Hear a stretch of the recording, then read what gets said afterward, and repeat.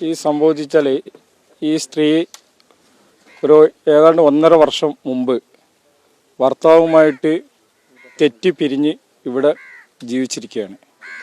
1.5 വർഷം മുമ്പ്. അപ്പോൾ ഈ 1.5 വർഷം മുമ്പ് ഏതാണ്ട് ഈ പെണ്ണിൻ്റെ അനിയത്തിനെ നമ്മളെ നാട്ടിലുള്ള ഒരു പയ്യനെ സ്നേഹിച്ച് വിവാഹം കഴിച്ചു. ആ വിവാഹം കഴിച്ച് ആ അനിയത്തി ആ ഭർത്താവിനോട് 6 മാസം മുമ്പ് വിവരം അറിയിച്ചിരുന്നു. ഇങ്ങനെ എൻ്റെ ജ്യേഷ്ഠത്തി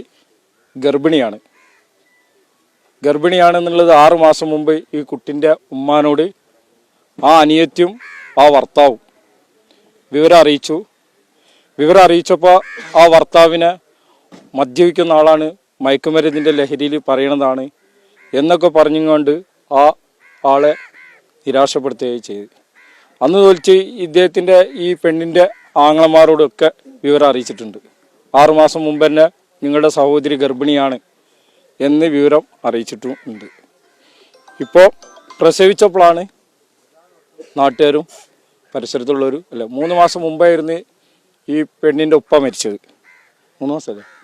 3 മാസം മുമ്പാണ് ഉപ്പ മരിച്ചത്. ഉപ്പ മരിച്ചപ്പോൾ അയൽവാസികൾ മോളെന്തെച്ച് ഇങ്ങനെ കിടക്കണത് എന്ന് ചോദിച്ചപ്പോൾ ഉമ്മ പറഞ്ഞത് മോൾക്ക് പനിയാണ് എന്ന് പറഞ്ഞിട്ടാണ് മകളെ പബ്ലിക്കിൻ്റെ മുമ്പിൽ വരാതെ കണ്ട് മകൾ ആ റൂമിൽ തന്നെ കിടക്കുകയായിരുന്നു ചേരുന്നതാണ് നമുക്ക് അയൽവാസികളുടെ അടുത്ത് നിന്ന് കിട്ടിയ വിവരങ്ങൾ.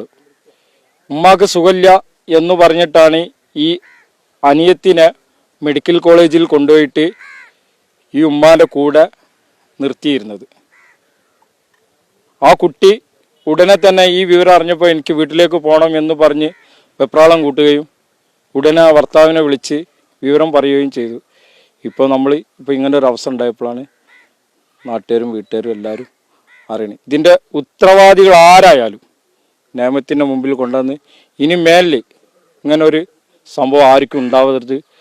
ആണായാലും പെണ്ണായാലും ആരായാലും ഇതിൻ്റെ നിയമത്തിന് മുമ്പിൽ ഈ പ്രതികളെ എല്ലാത്തിനെയും കൊണ്ടുവരണമെന്നാണ് നാട്ടുകാരെന്നുള്ള നിലക്ക് നമുക്ക് പറയാനുള്ളത്.